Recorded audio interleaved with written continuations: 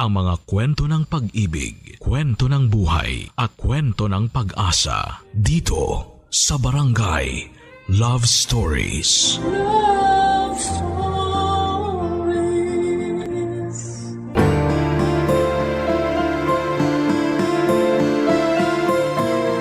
May mga pagkakataon talagang hindi natin alam kung paano iintindihin ang ating mga magulang, lalo na ang ating mga ina, na may sariling pananaw at paraan sa bawat bagay. Ikaw, kabarangay, anong hindi mo makakalimutang karanasan sa iyong ina? Dear Papa Dudut, Hi Papa Dudut, ako po si Emily at sisimulan ko po ang kwento ko syempre sa aking ina. Marami po talaga siyang pangarap sa buhay dahil nga salat kami. Gusto niya talagang magkaroon ng maginhawang buhay. Laking tondo po sina nanay at tatay at mahirap lamang po kami. Pero itong si nanay ay gusto talagang makaalis kami doon. Lalo na't nakapagtrabaho si tatay sa Qatar. Mahusay po siya sa ginagawang pagwe-welding kaya nagamit niya ang skill na yan para makapunta sa abroad. Kaya ang nanay naman ay gustong mag-ipon para makabili ng lupa at bahay sa isang subdivision. Para sa kanya, iba po talaga ang buhay na may dignidad at nakatira sa isang subdivision. Sa awa ng Diyos, matapos ang 10 taon ay may house and lot na kami sa isang subdivision. Kaya sobrang excited na talaga si nanay na makalipat kami at layasan ang mga kapitbahay naming mapanlait na sa tingin nila ay hindi kaya ng nanay ko na makaahon kami sa hirap. Sa totoo lang, Papa Dudut, proud po ako sa nanay ko kasi masino po talaga siya at hindi siya gumagastos sa walang katuturang bagay. Parati rin niyang pangaral na dapat daw ay maging tulad ng langgam na nag-iimpok para pagdating ng tag-ulan ay may maaasahan kami. Kaya itong bago naming lilipatan ay simbolo ng pagsusumikap ni tatay at nanay. Kaya proud ako sa parents ko, Papa Dudut, at in fairness, ako lang ang naging anak nila. Hindi sila gumaya sa nakakarami na anak ng anak. Wala namang maipakain at maipantustos para maayos ang buhay ng mga anak nila. Kaya nakakaramdam ako ng security sa buhay ko dahil makakapag-aral ako sa college habang nakatira sa isang maayos na bahay at community. For the first time, naging Miss Congeniality si nanay. Namimigay pa ng food sa aming kapitbahay. Para sa kanya ay kailangan naming makisama at magkaroon ng kaibigan sa subdivision. Kaya sinamahan ko si mama sa kapitbahay namin, bit-bit ang nilutong pagkain na ibibigay namin.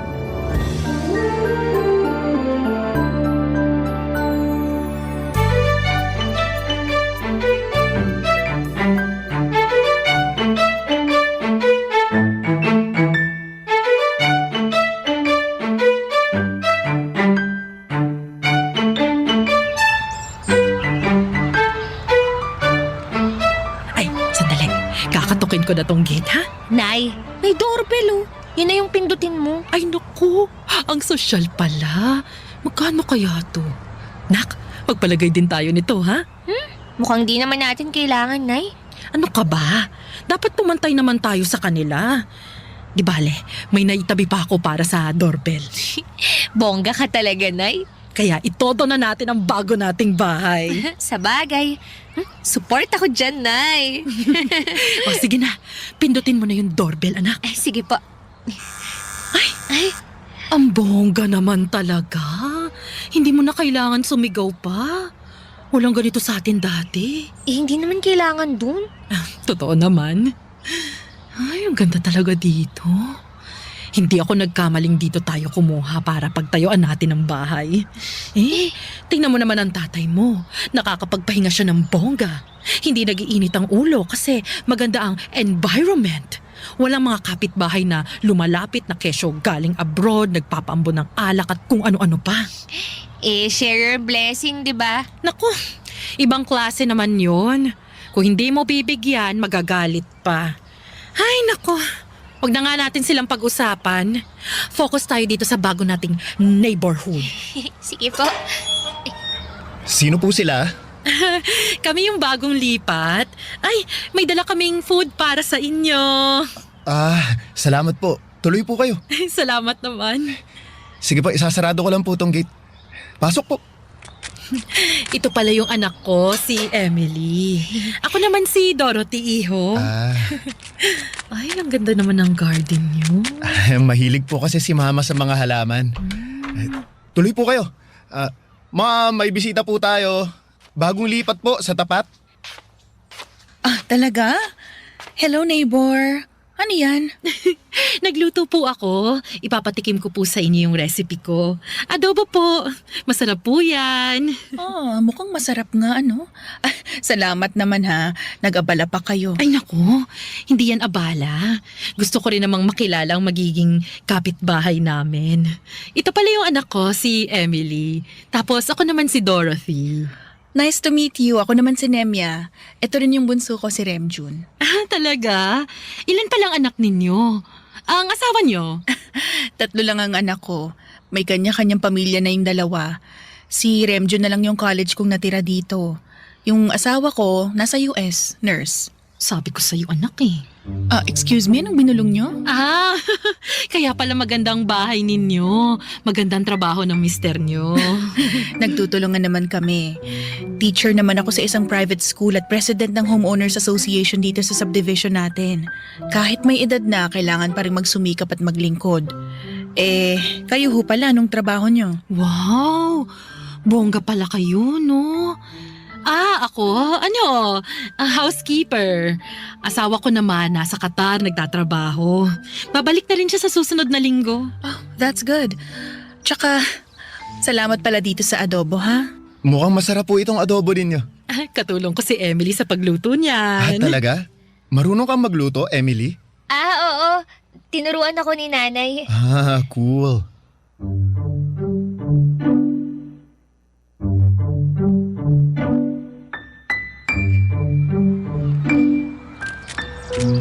Buti mabait sila, Nay. Bait-baitan lang yun. Kita naman na pakitang tao lang din yung matandang yun. Kayo naman Miss Congeniality. Ganun talaga dapat, nakikisama. Alam mo, may gusto akong gawin anak. Magiging sikat at titingalain ako sa subdivision natin. Ano naman, Nay? Ako na ang susunod na magiging presidente ng Homeowners Association. Ay, wow. Iba ka talaga, Nay. Paano naman si Aling Nemya? Di wala, papalitan ko siya. Papadudot, iba po ang aurahan ni nanay noong araw na yon.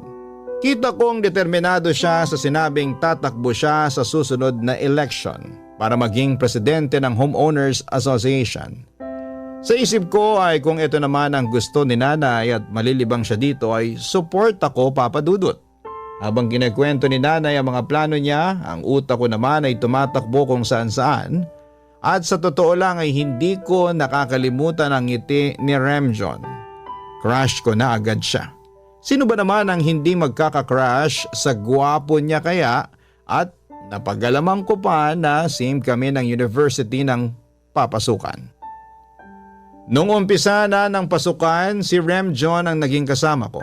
Parang may personal tour guide ako at wini-wish ko na sana'y ligawan niya ako. At kami ng dalawa kasi naman ay super crush ko siya, Papadudot. Habang nagpapantasya ako sa kanya, ang nanay ko naman ay sobrang busy sa pag-PR niya sa mga kapitbahay. At hindi ako nagkamali, Papadudot. Malaking sabo nga ang eleksyon. Kasi ang nanay ko at ang nanay ni Remjon ang nagkatunggali. Parang election lang sa barangay, may kampanya, si nanay. Lahat na ata ng bahay sa subdivision ay nabigyan niya ng kanyang adobo. At chinichismis ni nanay na mas magiging maganda ang ganap sa subdivision kung siya ang mananalo kasi matututukan niya talaga ito.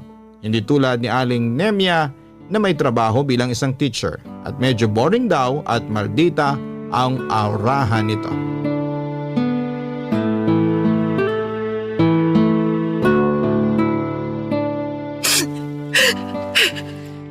Nay, tama na yan. Hindi ko matanggap. Hindi. Yun ho ang lumabas eh. Ang sabihin mo, dinaya ako ng Nemya na yan. Nay naman, hindi naman ho siguro.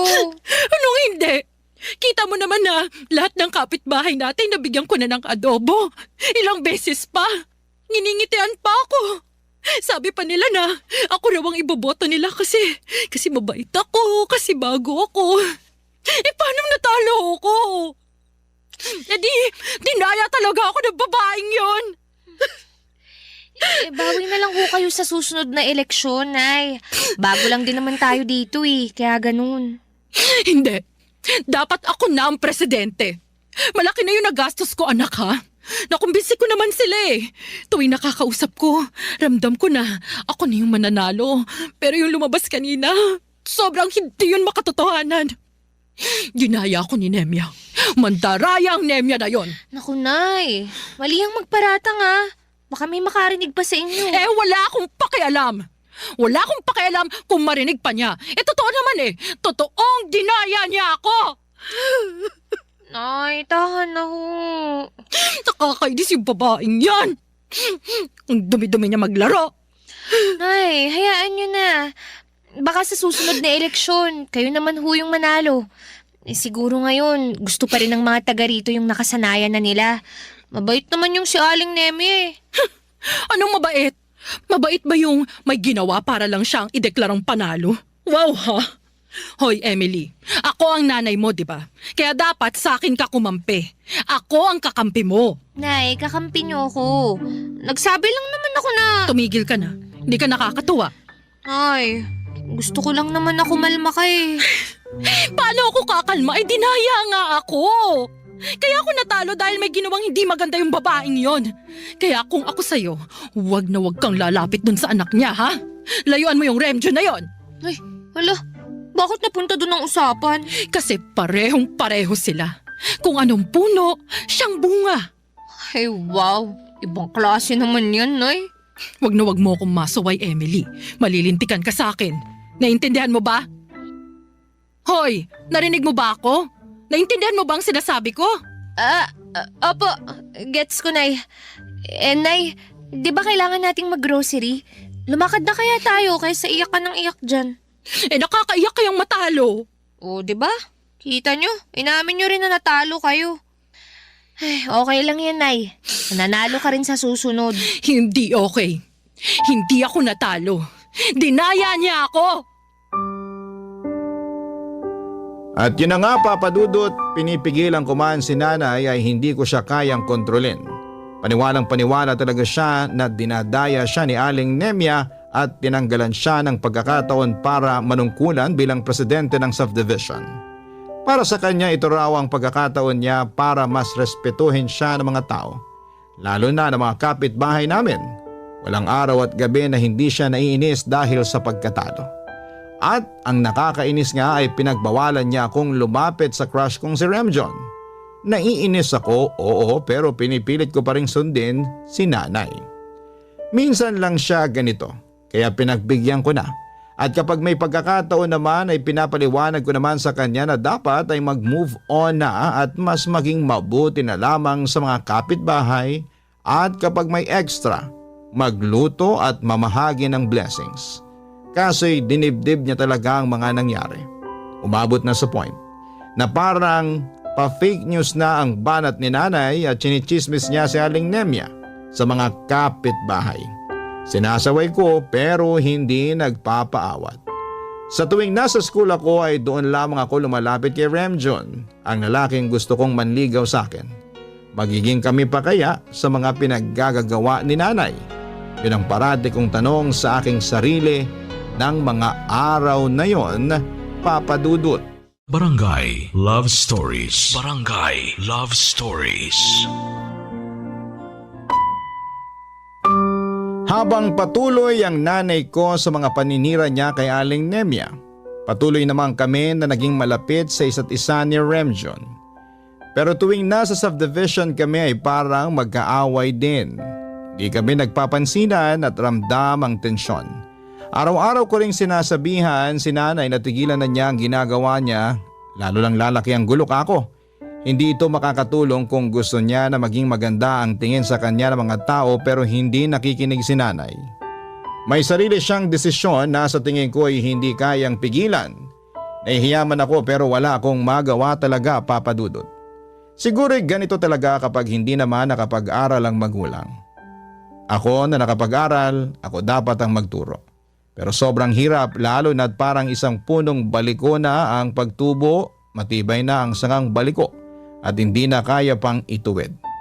Kami naman ni Remjun, ramdam ko na gusto namin na matapos na ito at ramdam kong gusto na rin niya ako more than friends.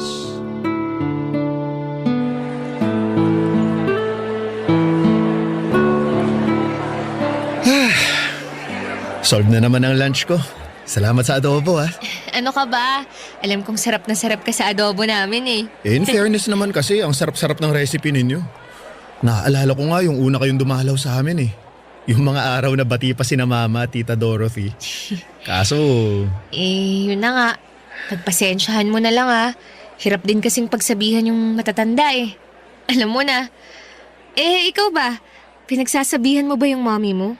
yung nanay mo naman kasi. Nananahimik na nga si Mami pero sobrang below the belt na rin yung mga pinapakalat ng nanay mo, Emily. Nakakainis na rin kaya. Sa totoo lang, alam mo buti hindi ka ganun, no? Iba yung ugali mo. Nanay mo ba talaga yun? Teka nga muna. Mukhang iba na yung nararamdaman ko eh. Nanay ko pa rin siya, Remjun. Tsaka sabi ko nga sa'yo, pinagsasabihan ko naman, di ba? Pero may pinapakalat din naman si tita. Sabi niya na ganito ang ugali namin kasi galing kami sa hirap. Aba, minamaliit kami. No offense kasi naman, fake news peddler yung nanay mo. Kahit ano pinagkakalat para siraan ng mami ko. Una, yung sa election. Grabe, simpleng election sa homeowners. Naging ganito ang takbo dahil dun sa nanay mo. Baka nga totoong dinaya ang nanay ko. Hindi ako makapaniwala, pati ikaw? Sinabi niya kaya na galing kami sa hirap. Tsaka ramdam ko na sumasang-ayon ka sa nanay mo eh. Alangan namang sa akin. Siyempre, kampi ka sa nanay mo. Kasi Emily, sa pinapakita niya. Sa nangyayari ngayon, pinagchismisan ng pamilya natin dahil sa away nilang dalawa. Pagsabihan mo ang nanay mo na tumigil na sa pangmamata sa amin. Nagsumikap na nga ang mga magulang ko para maging maayos ang buhay namin eh. Tapos minamata pa nila kami na kesyo dati kaming mahirap, ganon. Look, sorry pero ganun ang nangyayari, Emily. Kaya pagsabihan mo rin yung nanay mo kasi ang nanay ko nananahimik naman. So ibig sabihin na dahil sa nanay ko, hindi na kayo naging tahimik? Wow ha! Wala nang patutunguhan tong usapan na to. Alam mo, hindi na healthy tong ganito. Hindi talaga. Sinisiraan mo ng nanay ko eh. Ang point ko lang, sana tigilan na niya yung pagpapakalat ng maling impormasyon. Hindi lang niya sinisiraan yung nanay ko, pati kami. Kaming buong pamilya sinisiraan niya. May trabaho yung nanay ko, busy siya sa buhay niya, pero yung nanay mo busy sa paninira. Gawain ba yan ng... Nang ano? Nang galing sa mahirap? Emily, alam ko na gusto natin ang isa't isa, pero nasa alanganing sitwasyon tayo dahil dun sa nanay mo. Sus, ang arte mo. Ang sabihin mo, mata pobre kayo. Emily, alam mo, nagiging toxic na talaga to. Ano bang ina-expect mo? Maging positibo tong pag-uusap natin matapos mong siraan ng nanay ko? Nanay mo kasi blue. Ikaw na sa nanay mong pink. At hindi sad ang nanay ko ha. Naiinis lang siya kasi dahil sa mga ginagawa rin ng nanay mo. Paikot-ikot na lang tong usapan natin, Emily. Pansin mo? Di hinto na. Diyan ka na nga. Ewan ko sa'yo. Ewan ko rin sa'yo at sa nanay mong blue. Hindi pala siya pink. Nasaktan ako, Papa Dudut. Nasira ang pagkakaibigan naming dalawa ni Remjun at naunsyamina ang anumang namamagitan sa amin. Gustong-gusto ko pa naman siya. Siya kasi ang Ruru Madrid ng buhay ko. Pero tinanggap ko na sa araw na yon na baka hindi nga kami para sa isa't isa. Kasi paano kami magsasama kung ang mga nanay namin ay mortal na magkaaway? Parang nasa teleserye sa hapon. Sa totoo lang ay hindi ko naman masisisi rin ang nanay ni Remjun na mainis, pero hindi ko rin masisisi ang nanay ko kasi may naririnig din siyang panlalait sa buhay namin. Hanggang sa may dumating na masamang balita, kailangang umuwi ng bansa si tatay. Nagkaroon siya ng injury at hindi na makapagtatrabaho. Sobrang devastated kami. Nangangamba kasi nag-aaral pa ako. Malaki rin ang gastos sa mga check-up ni tatay at ang malala pa ay may nakitang ibang sakit sa kanyang doktor na mas lalong pinanghihinaan namin ang loob. Isa talaga itong dagok sa aming pamilya, Papa Dudut.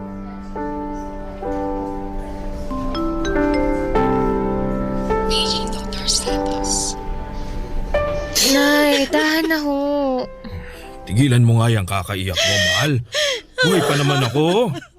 Huwag kang gumawa ng eksena dyan, nasa ospital pa tayo. Bakit? Mapipigilan ko ba tong pag-aalala ko? Naiiyak ako sa gastusin, sa lahat. Nay, sabi niyo nga sa akin, may awa ang Diyos. Magdasal lang tayo na maging mabuti ang resulta ng mga lab test ni tatay. Ano bang sabi ng agency mo dun sa Qatar? Hindi ka na ba talaga makakabalik? Pwede naman. Mabait kaya ako. Pero baka hindi na rin. Depende. Ayoko maghirap tayong muli. Ano na lang yung sasabihin ng mga kapitbahay natin? Lalo na nung nemya na yon. Pili ko pinagtatawanan niya na tayo. Nay, andyan na naman kayo sa mga ganyan niyo. Totoo naman eh. Umahanap lang yung matapobreng babaeng yun na mapupuna sa atin. Ay nako, pwede ba Dorothy? Tigilan mo na nga yan. Paano ako gagaling nito kung hanggang ngayon yan pa rin ang nasa isip mo? Kahit nung nasa Qatar pa ako, yung awayan yung dalawa na lang ang lagi ko naririnig. Awat na mahal. Ewan ko ba? Paano ako kakalma, ha? Alam ko na kung anong nasa utak ng babaeng yun. Pati nga yung bunso niya nagmana na rin sa kanya. Nay naman. Bakit, Emily? Hanggang ngayon ba may gusto ka pa rin doon? Pagbutihin mo na lang ang pag-aaral mo. Makakahanap ka ng mas maayos na lalaki kesa naman galing sa pamilya na yon. Teka, gusto mo yung Remjon na yun? Oh, bakit napunta sa akin ang usapan? Nako anak, nagbablush ka oh. Naku, kita mo? Emily, tigilan mo yan. Naku, manahimik ka nga Dorothy. Baka nga dahil sa awayan yung dalawa parang Romeo at Juliet na tong si Emily at Remjon. Alam mo ba nangyari dun sa kwento ng Romeo at Juliet? Ano, yung namatay silang dalawa? Oo, yun na nga. Ayokong mangyari yun sa unikaihan natin. Tatay talaga. Parang ganun na nangyari Gusto mo ba yung si Remjon? Kayo na ba anak? Hindi po naging kami. Ayun naman pala. Never naman pala. Dapat tapat ka sa akin, ha Emily? Tapat naman po ako sa inyo Pero ang totoo po, gusto ko po si Remjon. Ayun. Tapat ka nga anak. Tigilan mo yan, Emily! Romeo at Juliet. Tandaan mo. Ewan ko sa inyo mag-ama. Tay naman. Sana makausap ko yung Remjon na yan at nang makilatis ko. Nako, magpagaling ka muna dyan. Oo, gagaling ako. Hindi ba, Emily? Yes po, Tay. Gagaling pa kayo.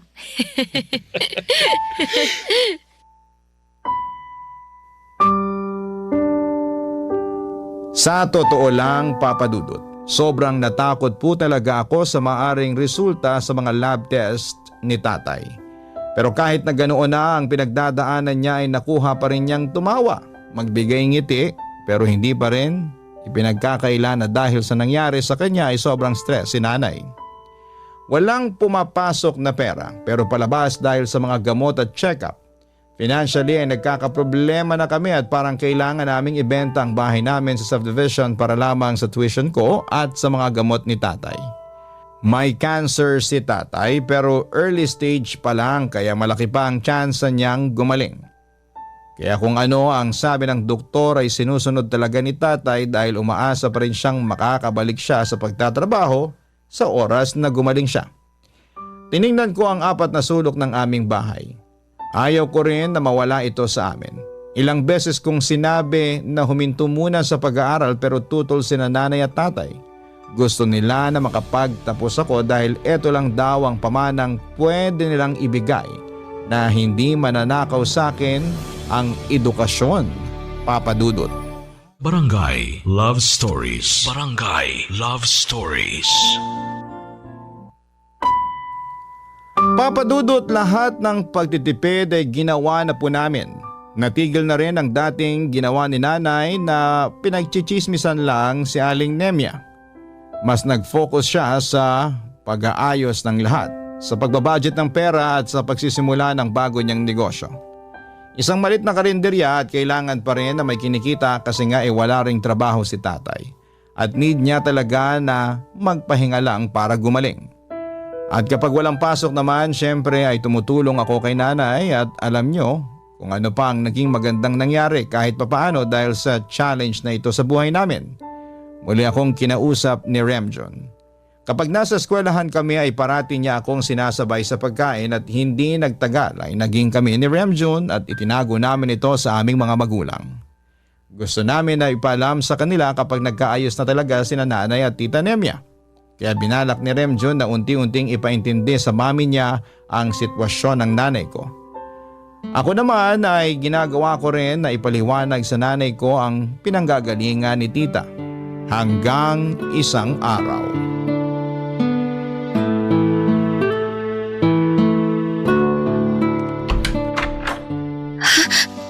Remjon? Kasama ko si Mami. Nandyan ba yung nanay mo, Emily? Sino ba yan? Papasukin mo na! Pasok po kayo. Nay, sina Tita Nemya po tsaka si Remjon. Anong ginagawa niyo rito? Dorothy. Nay, Ito pala para sa asawa mo tong prutas na dala namin.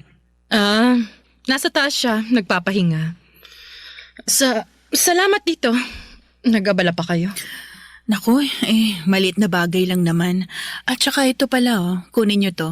Sana makatulong. Ano tong sobre? Konting tulong pinansyal. Alam kong hindi biro ang pinagdadaanan ninyo. Nakwento sa akin ni Remjon. Nemya, Sige na, tanggapin mo na. salamat. Hindi ko in-expecto. Maraming salamat. Naku sino pa pang magtutulungan kundi tayo-tayo lang na magkakapit-bahay, di ba? Malaking tulong to. Malaki. Sobrang nagpapasalamat ako. Nay, Maupo kayo. Anong gusto nyo? Kape? Kumain kayo. May adobo akong niluto dyan. Gusto ko po yan. Ano ka ba, Remjon? Nakakahiya. Ma'am, masarap kaya yung adobo nila. Well, sa bagay, masarap nga talaga yung luto nyo. Kaya rin ako nandito kasi sa darating na Pasko, may taunang Christmas party tayo dito. Pwede bang ikaw mag-cater? Ano? Ako? Oo naman. Magiging kampante kaming lahat na masarap ang magiging kainan sa Pasko kapag ikaw ang mag-cater. Ano, game ka ba? Nay, kunin na natin. Tutulong ako. Pero kaya ko ba? Si nanay naman. Kaya natin yan. Ako rin po, tutulong din po ako. Oo, at kung kaya ko at hindi ako abala, tutulong din naman ako So ano, tinatanggap mo na ba yung offer ko? Sige. Oo. Yun! Ayos, magiging masayang Pasko. Salamat po, tita. Gagalingan po namin ni nanay. Alam mo, kahit hindi nyo sabihin, alam kong gagalingan nyo sa pagluluto. Nabalitaan ko nga na parating sold out yung mga ulam nyo sa maliit nyong karinderya kasi masarap. Oo nga Buti, bumili sila sa amin. Bakit naman hindi? Alam mo naman. Naku, kalimutan na natin yun. Ito na yung huli kong taon as president ng association. Tumakbo ka na next election, ha? Naku, wag na. Anong wag? Kayang-kaya mo yan. Talaga ba? Oo naman. Tama si Mami, tita. Kaya mo yan. Di ba, Emily? Oo naman. Kaya mo yan, Nay. Talaga? Naku, salamat sa inyo.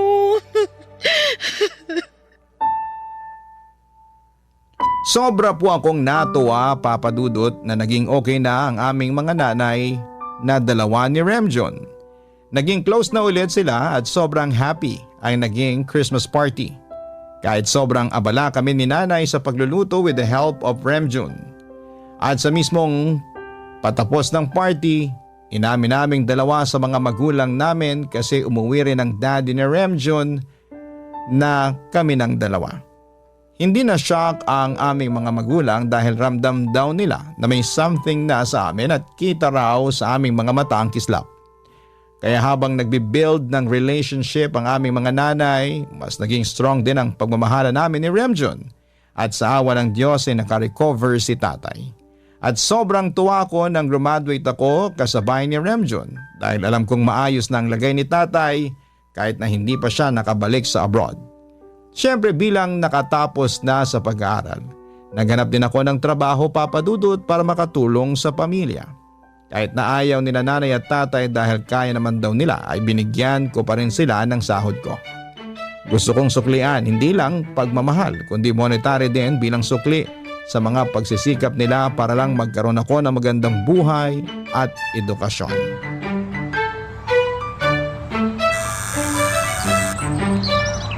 Anak, naalala mo yung unang beses nating mag-doorbell dito? Siyempre naman, Nay. Alam mo, kita ko sa mga mata mo noon na crush mo na agad si Remjon. Talaga? Totoo! At halata ring hindi lang sa adobo natuwa ang mokong na yon. Pati na rin sa kagandahan mo, anak. Sus, grabe kayo ah. Pero totoo naman. Ay, ang landi-landi ng anak ko. Hello, tita. Emily, pasok kayo. Wow! Adobo ba yan? Ay naku, hindi. Joke lang. Oo naman. Ito ang all-time favorite ng nanay kong Pink eh. Anong nanay kong Pink? Mabait, tita. Positive. Pasok po kayo. Ako na po magdadala niyan. So dati kasi negative ako, hindi ako pink. Blue ka dati, Nay. Ibig sabihin nun, sad. Ah, blue. Sad. Ano yung blue sad na naririnig ko, ha? Itong mga anak natin, may pakulay pala. Parang ano lang, gender reveal. Ako, wag niyong sabihin. Oy, nanay ha. Hindi pa kami nagganon. Gusto ko kasal muna bago, alam mo na, bago ko isuko yung bataan. Naku, mabuti yan. Itong si Remjon nga pinagsasabihan ko talaga na hintayin mo nang maikasal bago gawin yung mga bagay na ganyan. Willing to wait naman ako, mami. So, kailan na nga ba yung kasal? Graduate naman na kayo. May mga trabaho. Gusto ko na rin magkaapo sa'yo. Ay tama, gusto ko na rin magkaapo. Kailan na nga bang kasal? Atat na atat din kayo ha. Siyempre, hindi na lang kami neighborhood ni Nemi ha. Magiging balae pa kami. Naku, ay totoo yan. Kailan na ba ang kasal para makapaghanda na tayo?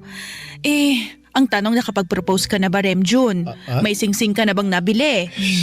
Panira talaga kayo. Alam nyo, may plano sana ako pero ngayon ko na nga gagawin. Ano ba yon? Sandali, kukunin ko lang. Anong kukunin? Naku, ewan ko sa batang yan. Parang gusto kong kumain na agad ah. O sige, kain na tayo. O ayan, mas special talaga to ngayon. Mas masarap yan, tita. Emily, Anong ginagawa mo? Bakit ka lumuluhod sa harapan ko? Naku anak, magpo-propose na si Remjon. tama kayo, tita. Emily, will you marry me? Anong ano? Sagutin mo na ang anak ko ng yes? Di... Yes! Talaga? Oo naman. Kakaloka ka. I love you, mahal. I love you too, mahal. Ano pang hinihintay niyo? Huwag na kayong mahiya. Okay lang na mag-kiss kayo kahit nasa labi pa. Nay naman Talaga po, O teka, sandali. Ano mo ng motive ng kasal? Siguro blue and pink.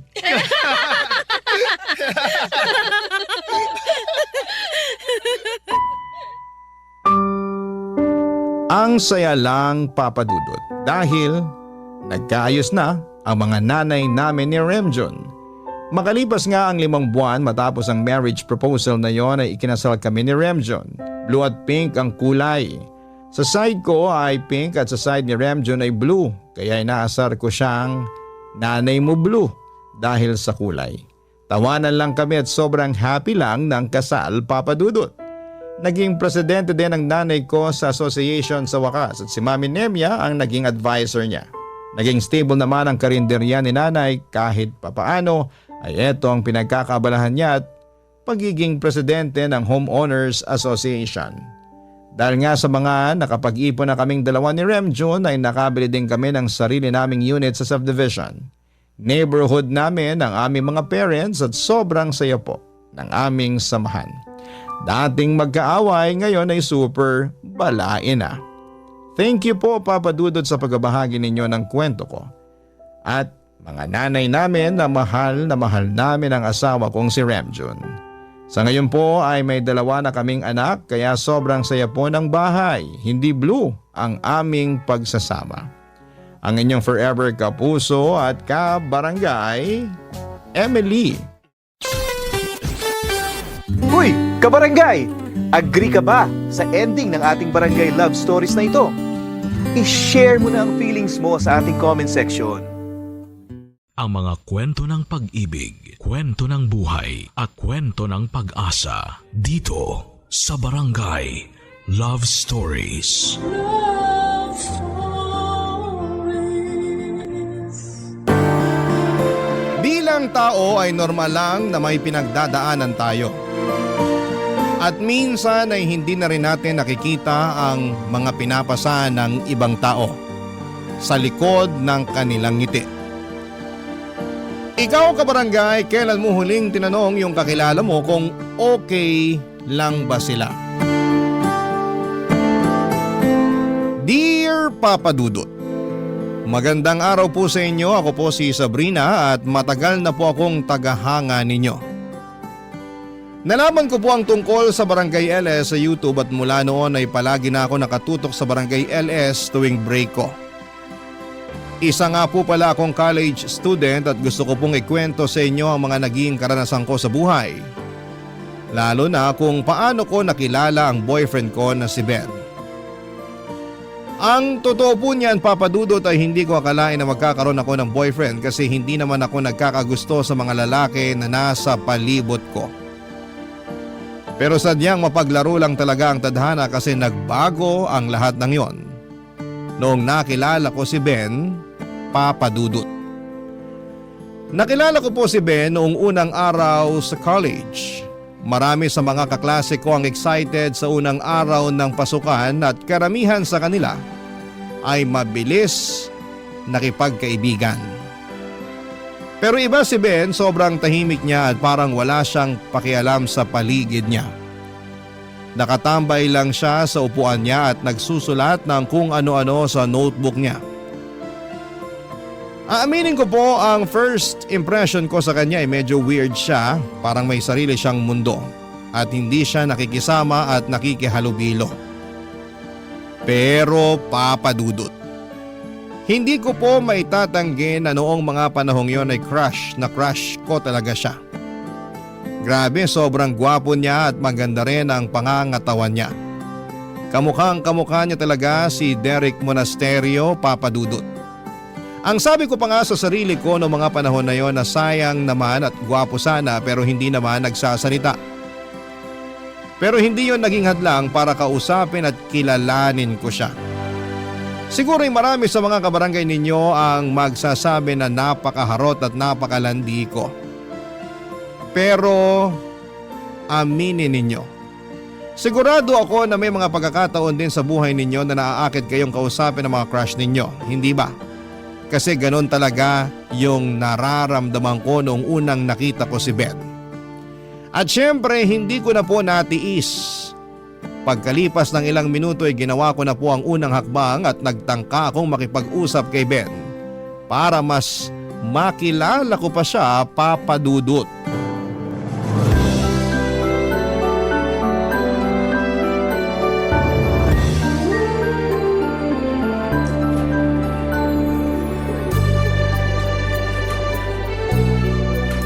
Hello, tatabihan kita ha. Ako nga pala si Sabrina. Anong pangalan mo? Ako ba kinakausap mo? Eto naman, patawa. Sino pa ba? Ikaw lang naman tong kinakausap ko. Sorry, ako nga pala si Ben. So nice to meet you, Ben. Alam mo, masaya ako na magkaklase tayo. Ano ba yung sinusulat mo sa notebook mo? Wala. Journal ko to. OMG, hindi ka lang pala gwapo. Matalino ka pa. Thank you. Patingin ako ng journal mo, ha? Uy, wag! Sorry kung napagtaasan kita ng boses. Ano ka ba? Ba't sorry ka ng sorry dyan? Ang totoo niyan, dapat ako nga tong humihingi ng tawad sa'yo kasi hindi ko na-realize na ini-invade ko na pala yung personal space mo.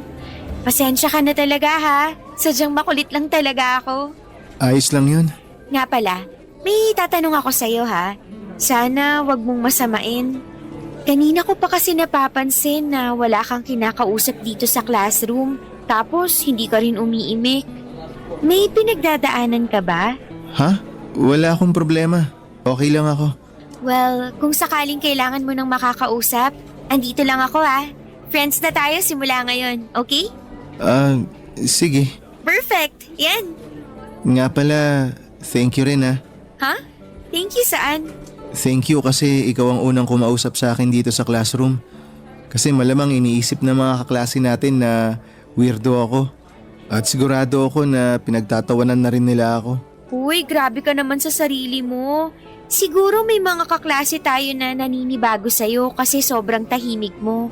Pero hindi ka naman siguro pinagtatawanan. Sabrina, may itatanong ako sa'yo ha. Sana magsabi ka ng totoo. Ano yun? Weirdo rin ba ang tingin mo sa akin? Tsaka pinagtatawanan mo rin ba ako kasama ng iba nating mga kaklase? Saan mo ba nakuha yung pinagtatawanan ka ng mga kaklase natin? Wala naman ako napapansin na pinagtatawanan ka nila. At isa pa, aaminin ko na medyo na-weirdohan ako sa'yo nung una kitang pinagmasdan. Pero kalimutan mo na yun. Pinagmamasdan mo ako? Ay my goodness, gaga ka talaga, Sabrina. Oo pinagmamasdan kita kasi aminin na natin. Sobrang pogi mo tapos ang ganda pa ng katawan mo. Mahirap naman yatang paniwalaan yan. Bakit naman? Hindi ako naniniwala na may itsura ako. Kasi kung totoong may itsura ako, bakit hindi ako kinakausap ng mga kaklase natin? Eto ha, tatapatin na kita. Ang dahilan kung bakit walang kumakausap sa'yo kasi hindi ka mukhang approachable. Maniwala ka sa akin, gwapo ka pero yung mukha mo kasi parang... Parang ano? Parang nang tataboy ng tao, mukha kang masungit, ganun. Sorry, di ko talaga sinasadya. Ganito lang talaga mukha ko. Alam mo ikaw, kung may piso lang ako sa bawat sorry mo, malamang mayaman na ako ngayon. Thank you talaga. Napagaan mo loob ko. Anong ibig mong sabihin? Ang totoo niyan, kabadong-kabado ako kasi first day of school natin ngayon.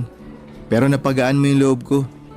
Tsaka kahit paano, nawala yung kaba na nararamdaman ko. Ano ka ba? Wala yun. Maliit na bagay. Nga pala, ayos lang ba sa'yo kung sabay na tayong mag-lunch mamaya? Seryoso ka na gusto mo kong kasabay mag-lunch? Eto naman, kung makapagsalita parang may nakakahawang sakit. Oo, wala, hindi. I mean, wala akong nakakahawang sakit. At oo, sasabayan kita mag-lunch. Perfect! Basta babalikan kita dito pagkatapos ng klase natin ha. Shucks, andyan na yung professor. Babalik na muna ako sa upuan ko. Nice meeting you. Sobrang mahiyain talaga si Ben, Papa Dudut. Sayang lang kasi at gwapo siya pero parang wala talagang tiwala sa sarili. Nung una ko siyang kinausap ay halatang halata na parang gusto niyang maglaho at mawala sa mata ng lahat. Pero sa totoo lang kahit sobrang mahiyain ni Ben at hindi siya yung tipo ng tao na madaling lapitan, ramdam ko pa rin na mabait siya. Kasi hindi ba bilang mga tao ay nararamdaman natin kung mabait, mayabang o may masamang ugali yung mga tao na nakakasalamuha natin. Nang mga panahon na yon, oo mahiyain si Ben pero talagang nararamdaman ko na busilak ang puso niya. Kaya naman tuwing nag-uusap kami ay okay lang sa akin na ako yung madaldal habang siya ay tahimik lang at nakikinig sa akin. At hindi nagtagal ay naging matalik na magkaibigan kami ni Ben. Sabay kaming nagla-lunch araw-araw at nagtutulungan na din kami sa mga assignments. Natutuwa ako kasi nararamdaman ko na komportable na siya sa akin. Nung una tuwing kinakausap niya ako ay parang nahihirapan siya, utal-utal siya kung magsalita. Tapos ay nanginginig pa. Pero hindi nagtagal ay naging mas natural na siya, Papa Dudut. Pag kinakausap ko siya ay hindi na siya kinakabahan. Pero sa ibang tao ay ramdam ko pa rin yung kaba niya. Kaya madalas ako na lang ang kinakausap ni Ben. Kasi kapag ako ang kausap niya ay hindi siya kinakabahan at mas komportable siya. Noong mga panahon na yon ay naisip kong normal pa ba yung nararamdaman ni Ben. Kasi hindi ba minsan natural lang naman nakabahan tayo, pero kay Ben, kahit yung mga simpleng bagay ay sapat na para kabahan siya ng lubusan. May isang pagkakataon nga na habang binabayaran niya yung tuition fee niya ay nanginginig pa ang kamay niya at parang nahirapan siyang magsalita. Ang dami niyang inhale, exhale. Bago niya kinausap yung registrar para bayaran ang tuition fee niya. Pero kahit na may ganong karamdaman si Ben ay tanggap ko pa rin siya bilang kaibigan. Kasi sa pagiging tunay na kaibigan ay wala kang mapipintas kay Ben, Papa Dudut. At pagkatapos ng ilang linggo ay dumating ang araw na isa-isa kaming ipinag-present sa klase. At doon ko talaga nakumpirma na hindi na normal yung pinagdadaanan ni Ben, Papa Dudut.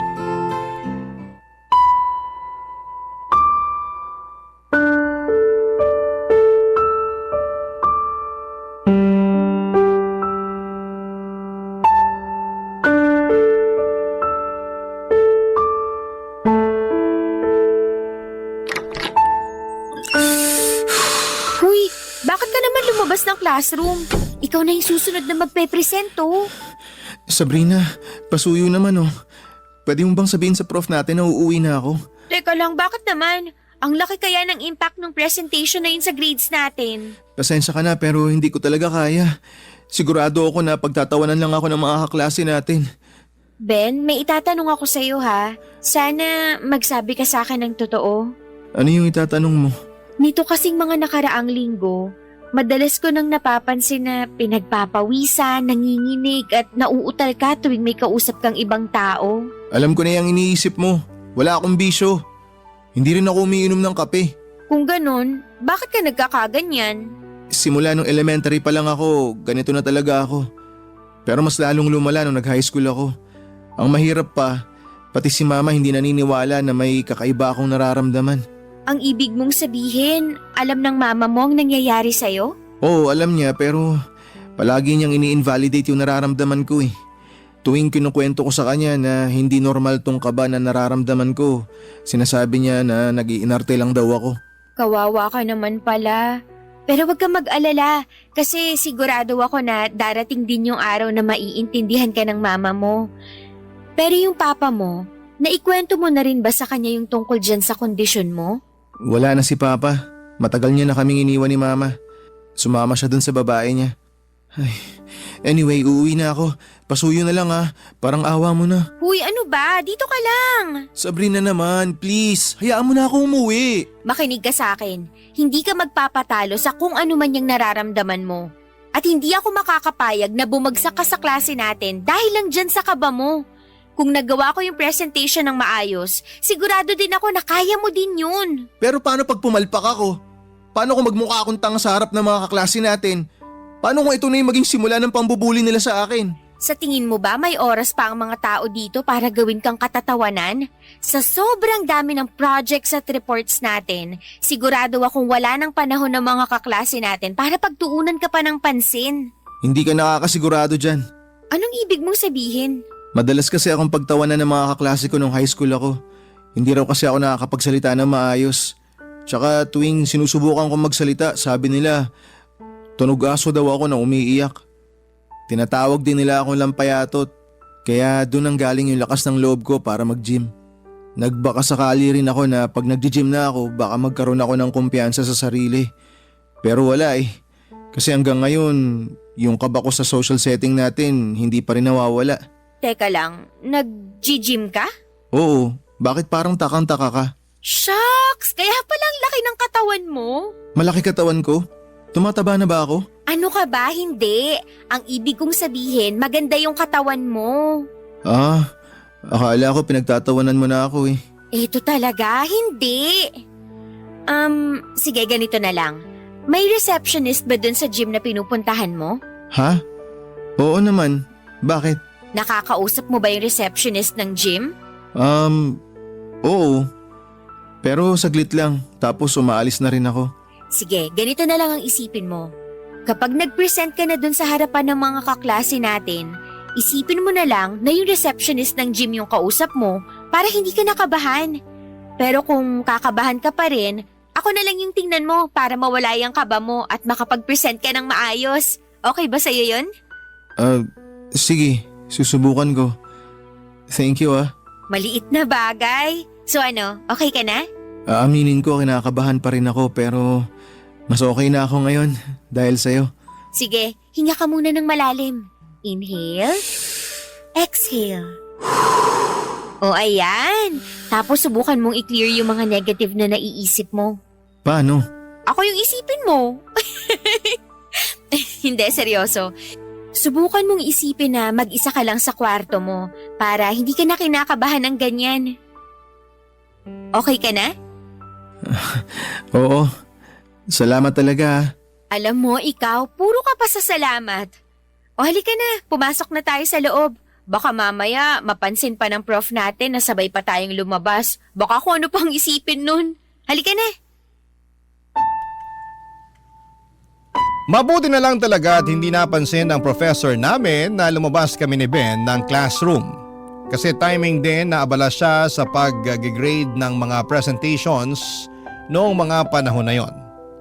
Anyway, papadudot na tuloy ang presentation ni Ben at halatang halata na naiiyak siya habang nagpe-present ito sa buong klase. At nanginginig pa yung boses niya.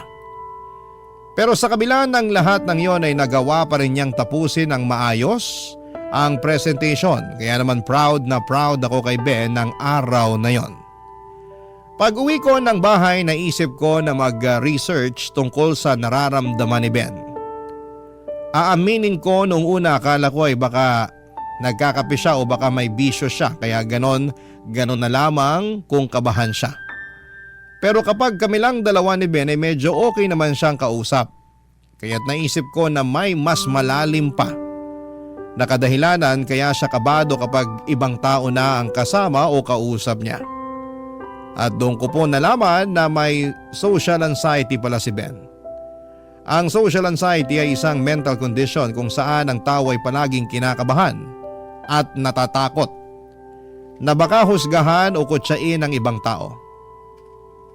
Dahil dito, madalas nilang iniiwasan ang mga pakikisalamuha sa public na lugar. At dahil sa takot na yon, kadalasan ay nauutal sila at minsan ay nagiging physical ang epekto. Tulad ng panginginig ng kamay o pinagpapawisan dahil sa sobrang kaba. Base rin sa mga nabasa ko, ang social anxiety ay maaaring namamana o kaya naman ay dulot ng mga trauma o hindi magandang karanasan sa mga nakaraan. Noong nalaman ko ito ay lalo akong naawa kay Ben kasi nakikita ko sa mga mata niya na napapagod na rin siya sa kondisyon niya at bilang kaibigan. Ang magagawa ko lang ay damayan siya at suportahan siya sa mga ganitong pagkakataon. Makalipas ang ilang araw ay naisip kong ibahagi kay Ben yung natutunan ko tungkol sa social anxiety. Noong sinabi ko sa kanya ito, agad niyang sinabi na kuhang-kuha niya daw yung mga sintomas na nabanggit ko tungkol sa social anxiety. Sabi niya lahat ng sintomas ay nararamdaman at nararanasan niya. Yung palaging kinakabahan, takot na baka husgahan siya, at pati na rin yung pakiramdam na gusto niya na lamang magtago tuwing nakakakita siya ng ibang tao, papadudot. Barangay Love Stories. Barangay Love Stories. Pero papadudod ayon nga sa isang quote na nabasa ko, love conquers all daw. At hindi naging hadlang ang social anxiety ni Ben para mahulog ang loob namin sa isa't isa. Hindi na rin siguro nakapagtataka kung nagkatuluyan kami kasi palagi ko namang pinaparamdam kay Ben na hindi ko siya iiwanan, lalo na sa mga darkest moments niya. Aaminin ko noong una ay gwapo talaga si Ben kaya ako nabighani sa kanya. Pero yung ugali niya talaga yung totoong dahilan kung bakit ako patuloy na nananatili sa tabi niya. Siguro maraming tao ang iisipin na snob si Ben o di kaya ay suplado. Pero ako ang makapagpapatunay na hindi yon totoo. May pinagdadaanan lamang talaga siya na hindi naiintindihan ng karamihan. Pero hindi ibig sabihin noon ay masama siyang tao. At dumating na nga yung panahon na niligawan na ako ni Ben. Palagi siyang may dalang chocolates and flowers para sa akin. At habang nililigawan niya ako ay napansin ko na mas komportable na siyang i-text sa akin yung mga nararamdaman niya. Kasi sa text, mas nakakapag-compose siya ng mga thoughts niya at mas naipapaliwanag niya ng maayos ang saloobin niya. Isa rin sa mga napansin ko kay Ben ay ayaw niya yung tinatawagan siya sa cellphone. Parang tumitibok ng malakas ang puso niya kapag nakakarinig siya ng pag-ring ng cellphone niya. Pero tinulungan ko siya papadudot at nagsimula kaming magtawagan. Kasi gusto ko na matulungan siya na mawala yung kaba niya sa pagsagot ng tawag at para na rin matulungan siya na mawala yung social anxiety niya kahit papaano. Fast forward papadudot at naging kami din ni Ben at dumating na yung araw na naglakas loob na siya na ipakilala ako sa mama niya. Noong una syempre kinakabahan si Ben pero nilabanan niya yon kasi sabi niya sa akin yung pagpapakilala niya sa akin sa mama niya ay patunay daw na seryoso siya sa akin. Hindi ko inakala na ang haba na pala ng buhok ko. Hindi ko nga lubos akalain na yung crush ko ay magiging boyfriend ko na rin sa wakas. At noong mismong araw na yon ay tumuloy na kami sa bahay ni Ben para ipakilala ako sa mama niya, Papa Dudut.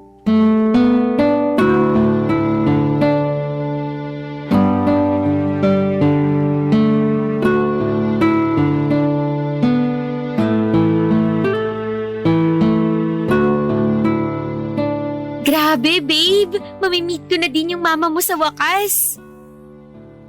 Hello? May kausap pa ba ako dito? Bakit hindi ka mapakali dyan?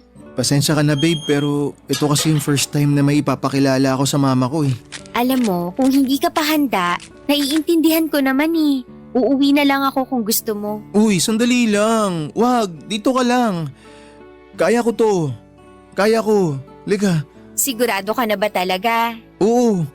Gusto ko talaga iparamdam sa'yo na seryoso ako sa pagiging boyfriend mo. Kaya halika na, pumasok na tayo. Ipapakilala na kita.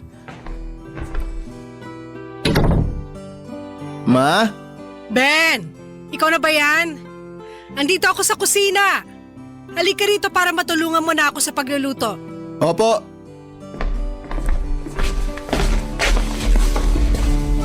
Ma, nga pala, si Sabrina.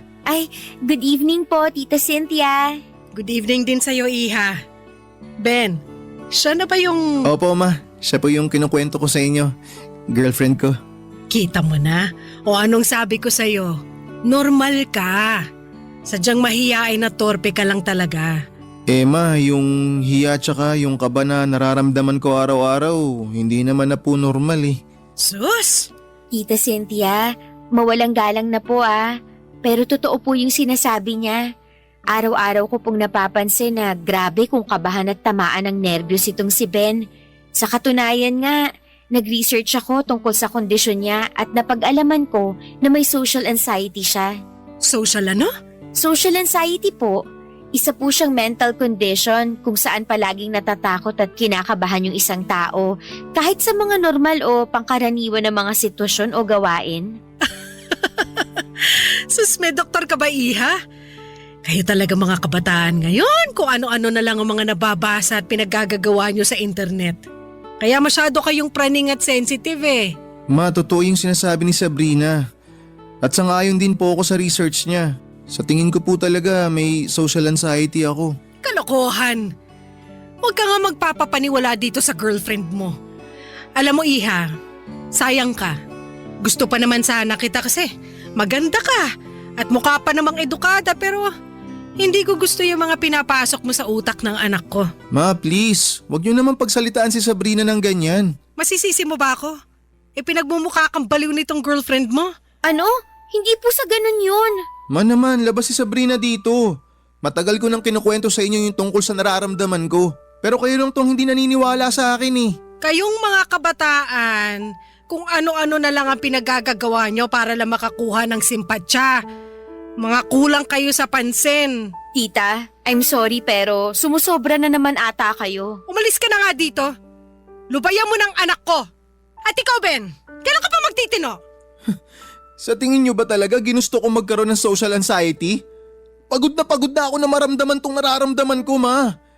Ayoko ng ganitong klaseng buhay. Yung tipong palagi na lang akong kinakabahan tuwing may ibang tao ko nakakausapin. Yung tipong tuwing may kakausap sa akin, palagi ako nag-overthink. Palagi kong iniisip na may mali ako nasabi sa kanila. At alam niyo po ba kung ano yung pinakamasakit sa lahat? Ang pinakamasakit ay yung sarili kong ina hindi naniniwala sa pinagdadaanan ko. Aminin mo nga sa akin. May bisyo ka ba? Ganyan naman kayo palagi eh. Tuwing kinukwento ko sa inyo yung tungkol sa sitwasyon ko. Palagi na lang kayo naghihinala na nagbibisyo ako. Pero wala, ma. Ilang beses ko bang sasabihin sa inyo na hindi ako nagbibisyo? Ben, tama na yan. Huminahon ka. Hindi. Kailangan niya marinig to. Kailangan niyang maintindihan na nahihirapan na ako. Nahihirapan? Nakakapunta ka pa nga ng gym eh. Pero hanggang ngayon nanginginig pa rin ako sa takot tuwing pumupunta ako sa gym. Alam niyo ba yun? Siyempre hindi. Kasi ni minsan hindi naman kayo nagtanong kung okay lang ako, May. Ni minsan hindi niyo inalam yung tungkol sa kondisyon ko. Utang na loob. Hindi pa ba sapat yung napapakain kita ng 3 beses sa isang araw? Hindi pa ba sapat yung napag-aaral kita sa kolehiyo? Napaka-ingrato mong bata ka? Wala naman akong sinabi na hindi ako nagpapasalamat sa inyo eh. Ang totoo niyan, grabe yung pasasalamat ko sa inyo dahil binuhay niyo ako ng mag-isa simula nung iniwan tayo ni Papa. Pero hindi naman yun yung problema. Ang gusto ko lang naman sana unawain niyo yung kondisyon ko. Anong gusto mong sabihin ko? Hala! Nakakaawa ka naman! Nahihirapan ka sa kondisyon mong hindi naman totoo! Maupo ka na lang dyan! Maya-maya kakain na rin tayo! Pasensya na, ma, pero biglang sumama yung pakiramdam ko. Doon na lang muna ako sa kwarto. Sabrina, umuwi ka na. Tatawagan na lang kita mamaya. Ha? Sige. Hoy, babae, makinig ka sa akin ha. Ito na ang huling beses na sasabihin ko to sa'yo. Lubayan mo ng anak ko kung ayaw mo magkagulo tayo. Sige na, umalis ka na! Sobrang nalungkot at nanghinayang po ako na hindi maganda yung unang pagkikita namin ni Tita Cynthia. Akala ko kasi magiging okay lang ang lahat, pero talagang totoo yung sinasabi sa akin ni Ben dati na hindi siya nauunawaan ng mama niya pagdating sa social anxiety niya. At ang pinakamasaklap sa lahat ay ako pa yung sinisisi ni Tita Cynthia kung bakit nakakaranas ng social anxiety si Ben. Sobrang unfair po noon para sa akin kasi sino ba naman ang gugustuhin na magkaroon ng social anxiety ang boyfriend? Kung tutuusin nga dapat si Tita Cynthia pa ang unang nakakaintindi sa kondisyon ni Ben dahil siya yung nanay pero parang kabaliktaran pa yung nangyayari. At noong nakauwi na ako sa bahay namin, agad kong tinawagan si Ben para kausapin at kumustahin siya. Naikwento niya sa akin na noong nasa high school pa lamang siya madalas na daw silang nagtatalo ng mama niya tungkol sa social anxiety niya. Pero hindi raw siya pinapaniwalaan ito. Pero kahit na hindi siya nauunawaan ng mama niya, nalagpasan daw ni Ben yung hirap na yon kasi may best friend siya noong high school na nakakaintindi sa kanya. Kaya lang noong pumanaw ang best friend niya noon, doon na talaga siya nawala ng kumpiyansa sa sarili niya. Pakiramdam niya daw na wala na talagang nakakaintindi sa kanya. Naku, Papa Dudut, noong sinabi ni Ben na wala na raw nakakaintindi sa kanya ay parang nagulat ako. Parang sinabi ko sa sarili ko, ay aba matindi, walang nakakaintindi sa'yo so ano ako, multo? Pero syempre hindi ko na sinabi yon sa boyfriend ko. Ang sinabi ko lang sa kanya ay kahit pumanaw na yung best friend niya, nandito pa naman ako para intindihin at unawain siya. Sabi ko sa kanya na hindi siya nag-iisa at mukhang nakikita naman ni Ben na hindi ko siya iiwanan sa mga darkest moments niya.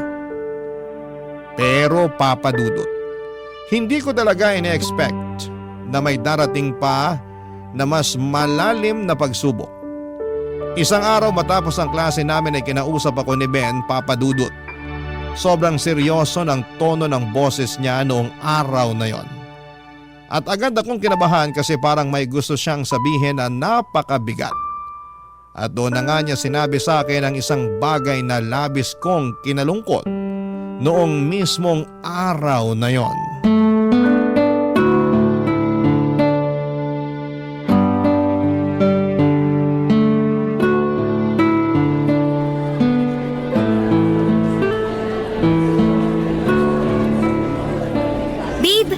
Lunch na tayo. Saan mo gustong kumain, ha? Sabrina, kailangan natin mag-usap. Ano ba yan? Kinakabahan ako sa tono ng boses mo. Tungkol ba to kay Tita Cynthia? Naku, huwag ka nang mag-alala. Hindi na naman ako nasasaktan sa mga sinabi niya sa akin. Naka-move on na ako doon. Hindi tungkol doon. So ano nga? Siguro, panahon na para tapusin na natin to. Ano? Anong pinagsasasabi mo dyan? Sorry, pero nahihirapan din ako para sa'yo eh. Araw-araw ako nakukonsensya sa mga kailangan kong pagdaanan dahil lang sa sakit na to. Hindi mo to deserve. Hindi mo deserve yung ganitong klase ng pagmamahal. Mabait ka at nagpapasalamat ako sa'yo dahil minahal mo ako, pero mas deserve mo yung normal na klase ng pagmamahal. Normal na relasyon, yun ang mas kailangan mo. Yun ang mas para sa'yo. Hindi yung ganito na palagi mo nalang iniintindi yung kondisyon ko. Hindi, Ben, ayoko. Sino bang nagsabi sa'yo na nahihirapan ako, ha? Ilalaban natin to. Please, wag mo namang gawin sa akin to. Bata pa lang ako, pinagdadaanan ko na to. Tsaka hindi ko masasabi kung kailan to matatapos. Ayaw kitang idamay, ayaw kitang hilahin pababa. Kaya sige na, please. Iwan mo na lang ako. Maniwala ka sa akin. Malalagpasan din natin to. Hindi kita iiwan. Pero kailangan. Para din sa'yo to, maniwala ka. Mauubos ka lang kapag ipinagpatuloy pa natin to. Kaya sige na, pumayag ka na. Ganun na lang ba kadali para sa'yo na itapon ang lahat ng to? Hindi mo alam kung gaano ako nasasaktan ngayon sa gusto mong mangyari. Ang gusto ko lang mangyari ay magkaroon ka ng normal na buhay. Normal na relasyon. Hindi mo makukuha yun kung patuloy mo kong iintindihin. Sorry, alam kong kasalanan ko kasi niligawan kita, pero kaya ako nga tinatapos to eh. Hanggat maaga pa para may oras ka pa. Para hindi ka na mahirapan. Kung ganito lang din naman ang kahihinatnan ng lahat ng to. Sana pala nung first day pa lang, hindi na kita kinausap. Sana, hinayaan na lang kita na mag-isa. Nagsisisi ako na nakilala pa kita. Umamin ka nga sa akin, Ben. Minahal mo ba talaga ako?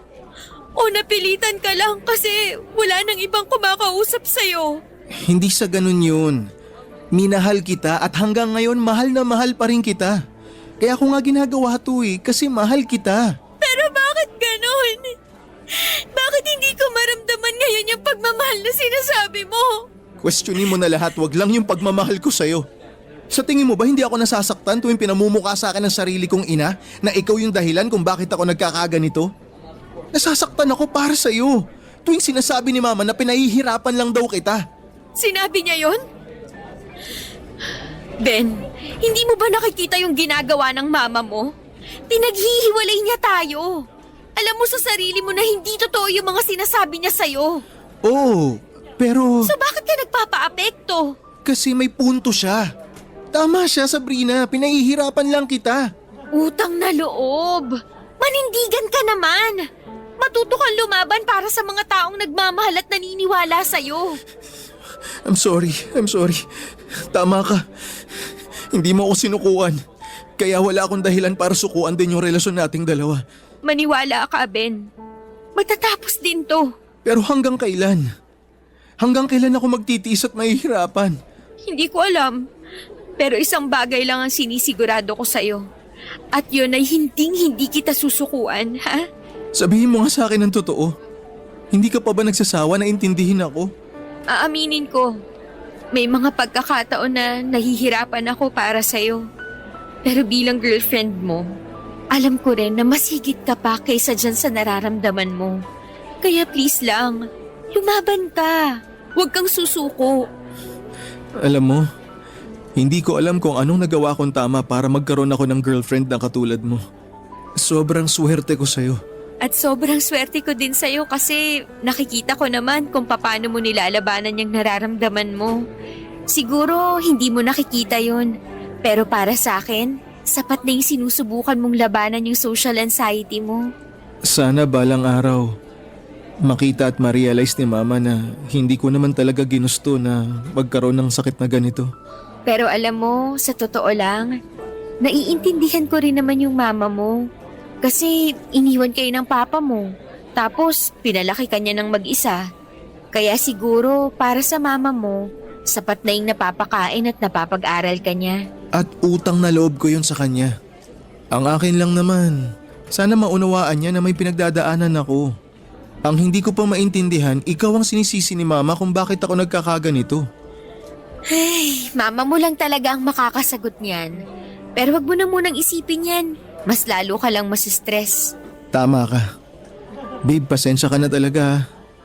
Salamat din kasi hindi ka napagod na iparamdam sa akin na mahal mo ko. I love you. I love you too. Basta wag mo na ulit gagawin yun ha. Hindi tayo maghihiwalay at hindi ako magsasawang ipadama sa'yo na mahal kita. Mabuti na lang po talaga at nagkaayos kami kaagad ni Ben noong araw na yon. At kung sa tingin niyo po ay doon na natapos ang problema namin, mali po. Kasi isang araw noong wala kaming pasok ni Ben ay naisipan namin na mag-date at pumunta sa isang mall. Naisip namin na magandang pagkakataon yon para makapag-relax at magsaya. At noong nakarating na kami ni Ben sa mall ay bumili kami ng maiinom. At habang naglalakad kami, aksidente namang natapilok si Ben at natapon niya yung inumin namin. Agad na pinagtawanan siya ng mga tao na nakakita sa nangyari. Normally sa mga ganitong sitwasyon ay mabilis lang na makaka-move on yung isang tao, pero iba ang nangyari kay Ben pagkatapos noon. Sumama ang loob ni Ben at talagang dinibdib niya yung nangyari. Sobrang nahiya siya sa mga nangyari at noong nakalabas na kami ng mall, hindi pa rin niya naalis yung bigat na nararamdaman niya. Yun na po ata ang pinakaunang pagkakataon na nakita kong namumula ang mukha ni Ben ng sobrang tagal. Long story short ay nasira ang date namin at sa huli ay nag-decide kami na umuwi ng maaga. Grabe, Papa Dudut. Sobra po akong nangihinayang.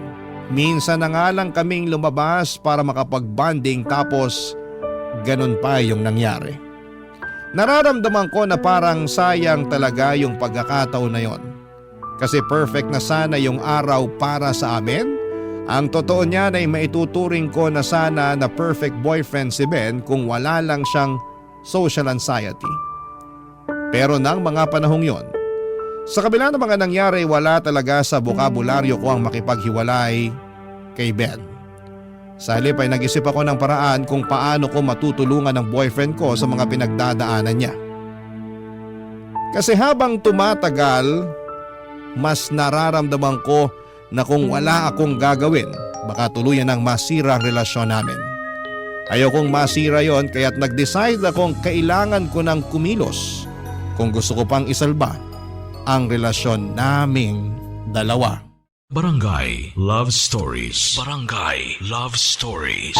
Noong mga panahong yon ay gusto ko na talagang patignan si Ben sa isang psychiatrist. Kasi alam ko na sa mga kondisyong katulad ng social anxiety, mas makakatulong kung may profesional na tutulong kay Ben na maintindihan kung ano talaga ang nararamdaman niya. At syempre para matutunan niya rin kontrolin ang mga emosyon niya. Kung iisipin mo kasi ang mga mental conditions tulad ng social anxiety ay matagal nang pinag-aaralan ng mga psychiatrist. at sila yung may tamang kaalaman at training para matulungan si Ben na malagpasan yon. Nang ikinuwento ko kay Ben kung willing ba siyang magpatingin sa psychiatrist ay hindi siya nagdalawang isip. Sabi niya willing siyang gawin at walang problema sa kanya yon kasi kahit si Ben ay alam niyang hindi na niya kayang kontrolin yung sobrang kaba at hiya niya tuwing nasa pampublikong lugar siya. Hindi rin niya maintindihan kung bakit yung ibang tao parang normal na nakakapag-interact sa ibang tao habang siya ay palaging nahihirapan. Naawa nga ako kay Ben kasi minsan ay nakikita ko yung inggit sa mata niya sa mga taong tila walang problema sa pakikipag-usap o pakikipagsalamuha sa ibang tao. Kaya lang, may malaking problema kami, Papa Dudut. Pareho kaming estudyante ni Ben at wala kaming sapat na pera para patignan siya sa psychiatrist. Dapat nga si Tita Cynthia na mismo ang nagkukusa na patignan si Ben. Kasi siya naman yung nanay at may responsibilidad siyang tulungan si Ben sa kondisyon niyang ito. Pero hindi naman po nagkakasundo si Ben at Tita Cynthia kapag yung social anxiety na ang pinag-uusapan. Kaya bilang girlfriend ni Ben ay naglakas loob na ako na pumunta sa bahay nila at kinausap ko talaga si Tita Cynthia.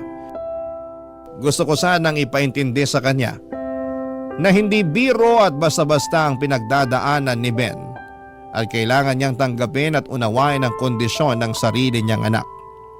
Hindi ko alam kung magiging madali o mahirap ang usapan na yon pero ang alam ko lang ay kailangan kong gawin yon para sa boyfriend ko, Papa Dudut.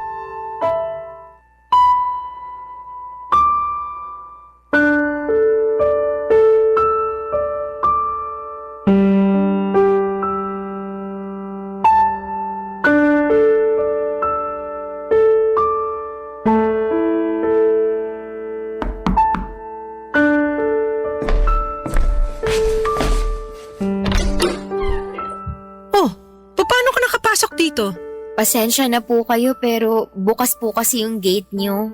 Hindi ka pa pala hinihiwalay ng anak ko? Pwes natutulog pa si Ben. Sige na, umalis ka na. Kayo po talaga ang sadya ko dito. At ano naman ang kailangan mo sa akin? Gusto ko po sana kayong kausapin tungkol kay Ben. Ang lakas ng loob mo ah. Pero hanggang dyan ka na lang. Wag na wag ka magkakamaling pumasok sa bahay ko. Gaya nga ng sinabi ko, natutulog pa ang anak ko, mamaya mo na siya i-brainwash. Tatapatin ko na po kayo, Tita Cynthia. Pwede bang tigilan mo ng pagtawag sa akin ng tita? Hindi kita kaano-ano. Ang kapal din naman talaga ng pagmumukha mo para tawagin ako. Kailangan ho ng psychiatrist ni Ben. Ano? Pasensya na po kayo pero awang-awa na po ako sa anak ninyo. Sobrang nako-conscious na siya tuwing pinapalibutan siya ng ibang tao. At sa tingin ko, mas makakabuti kung patitingnan niyo siya sa isang psychiatrist. Psychiatrist? Hindi baliw ang anak ko, Sabrina. Kung may baliw man dito, ikaw yon. Kasi kung ano-anong pinapasok mo sa utak ng anak ko. Tita, magdahan-dahan po kayo sa mga sinasabi niyo. Hindi porket may pinagdadaanan ng mga katulad ni Ben, hindi ibig sabihin nun baliw na sila. Kailangan lang nila ng tulong para mas maintindihan nila yung nararamdaman at pinagdadaanan nila. Ikaw ang dahilan kung bakit may pinagdadaanan ng anak ko. Kung ano-ano mga sinasabi mo sa kanya kaya siya nasisiraan ng bait. Matagal na pong may pinagdadaanan si Ben. Kayo lang naman tong nagbubulag-bulagan sa hirap na dinadanas ng anak nyo. At bakit nyo po ba ako sinisisi sa nangyayari kay Ben? Sa tingin nyo po ba talaga ginusto ko na magkaroon ng mental health condition yung anak nyo? Aba malay ko! Hindi po ako nagpunta dito para makipag-away sa inyo. Pumunta po ako dito para makiusap sa inyo na patingnan niyo si Ben sa isang psychiatrist. Maniwala kayo sa akin, para din po to sa inyo. Alam ko na kung bakit ka nagkakaganito. Anong ibig niyong sabihin? Pinipilit mo na patignan yung anak ko sa isang psychiatrist kasi gusto mong pagkakitaan yung anak ko. Umaasa ka na ibibigay ko kay Ben yung bayad para sa psychiatrist nang sa ganon, masalisihan mo ko. Tita, utang na loob. Wala akong ibang gusto kung hindi ang mapabuti si Ben. Mahal ko po yung anak niyo. Mahirap po bang intindihin yun? Oo! Kasi ikaw ang dahilan kung bakit nagiging baldado ang anak ko. Alam niyo po, no offense ha, pero mas naiintindihan ko na ngayon kung bakit may mga pagkakataong sumasama ang loob ni Ben sa inyo. Kasi ang kitid ng utak niyo, hindi kayo marunong umintindi. Ang kapal na mukha mo para pagsalitaan ako ng ganyan sa sarili kong pamamahay. Sabihin niyo nga ho sa akin, bilang nanay niya, hanggang kailan niyo kayang tiising nakikita si Ben na nahihirapan sa kondisyon niya? Wala siyang kondisyon. Gawa-gawa niyo lang yan. Kayo kasi mga kabataan, kulang kayo sa pansin. Walang sakit si Ben. Normal ang anak ko, naintindihan mo? Tita, parang awa niyo na. Ako na ang nasasaktan para kay Ben. Maniwala ho kayo kung may pera lang ako, hindi na ako lalapit sa inyo at ako na mismong magdadala sa kanya sa psychiatrist. Pero pareho lang kaming estudyante ni Ben at wala kaming sapat na pera para gawin yun. Ayan! Lumabas din yung totoo! Gusto mo akong perahan kasi walang-wala ka, manggagansyo ka. Mali po yung iniisip nyo. Hindi ako ganong klaseng babae. Concerned lang ako kay Ben, mahirap bang unawain yun? Ito lang ang ipinapangako ko sa'yo, Sabrina, kaya makinig ka. Gagawin ko ang lahat para maghiwalay kayo ng anak ko at hindi ako titigil hanggat hindi kayo naghihiwalay. Bakit ba ang init ng dugo nyo sa akin? Nung una tayong nagkita, pinakitunguhan ko naman kayo ng maayos at wala akong ginawa sa inyo para kasuklaman nyo ako ng ganito katindi. Kasi ikaw ang dahilan kung bakit sa tingin ni Ben nasisiraan na siya ng ulo. Kung ano-ano mga pinagsasasabi mo sa kanya kaya siya unting-unting nababaliw. Sana, pag-isipan niyo po ng mabuti yung mga sinasabi ko sa inyo. Hindi po kami nag-iimbento ni Ben at pareho naming alam na kailangan niya ng tulong. At kayo lang pong may kakayahang ibigay sa kanya yung tulong na kailangan niya. Umalis ka na, kundi ipapabarangay kita! Pakisabi na lang po kay Ben na dumaan ako dito. Umalis ka na!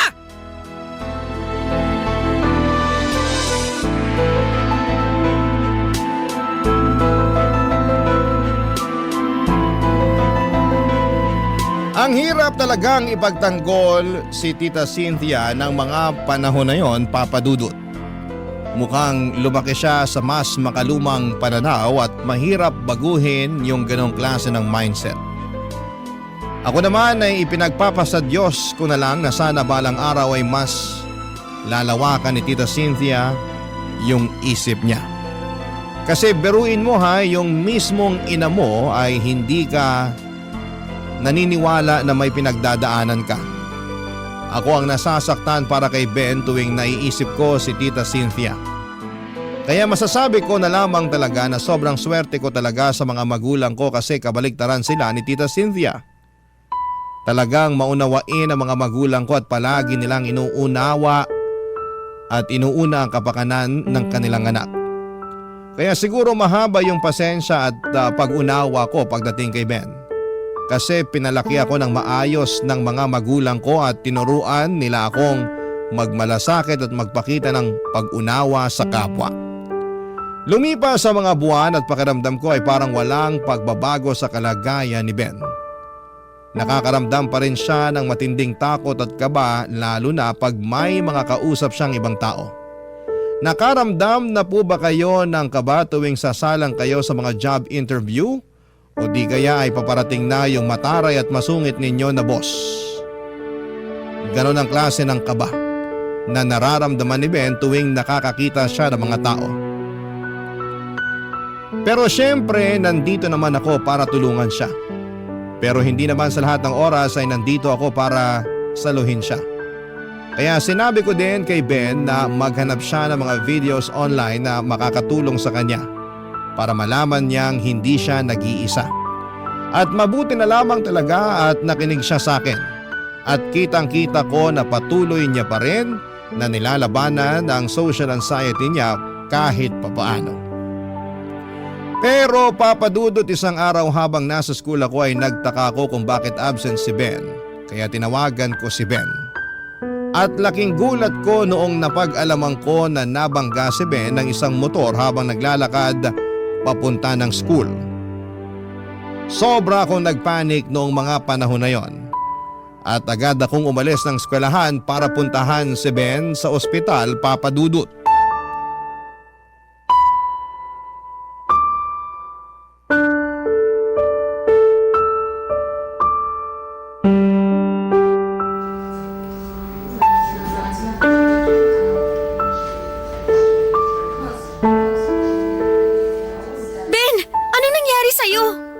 Mamamatay na yata ako, babe. Ano ka ba? Huwag ka nga magbiro ng ganyan. Eto naman, pinapatawa lang kita. Pwes hindi nakakatuwa yung biro mo. Alalang-alala ako sa'yo. Paano kung mas malala pa dyan ang natamo mo, ha? Huwag ka na mag-alala. Okay naman na ako eh. Mabuti na lang talaga hindi ganun kabilis yung takbo ng motor. Pero imamonitor pa rin daw nila yung paa ko. Medyo makirot pa rin kasi. Basta magpagaling ka lang dyan, ha? Yung ID mo nga pala, hawak nung isang nurse. Huwag ka na ring mag-alala kasi tinawagan na rin daw ng ospital yung emergency contact na nasa likod ng ID mo. Oh, ba't mukhang hindi ka masaya na nakaligtas ka? Bigla ko kasing naalala. Si mama yung emergency contact ko. Paano si mama? Naku patay. Siguradong pagagalitan ako nun. Ano ka ba? Kahit masungit yun, hindi mo naman pwedeng itago sa mama mo tong nangyari sa'yo. Basta, huwag mo na nga munang isipin yan. Ang importante, ligtas ka. Diyos ko, Ben anak. Ma? Salamat sa Diyos at ligtas ka. Hindi ko mapapatawad ang sarili ko kung may masamang mangyari sa'yo. Huwag na po kayo mag-alala. Okay na po ako. Anak, I'm sorry kung pinaramdam ko sa'yo na hindi kita pinapahalagahan. Ang totoo yan, matagal ko nang alam at napapansin yung tungkol sa social anxiety mo. Napapansin ko na kinakabahan ka tuwing inuutusan kitang sagutin yung telepono. At hindi ka rin mapakali tuwing may mga bisita tayo sa bahay. Alam ko ang lahat ng yun, anak. Ang sa akin lang naman kasi, ayokong maramdaman na nagkulang at nabigo ako bilang nanay mo. Kaya hindi ko matanggap-tanggap yung tungkol sa pinagdadaanan mo.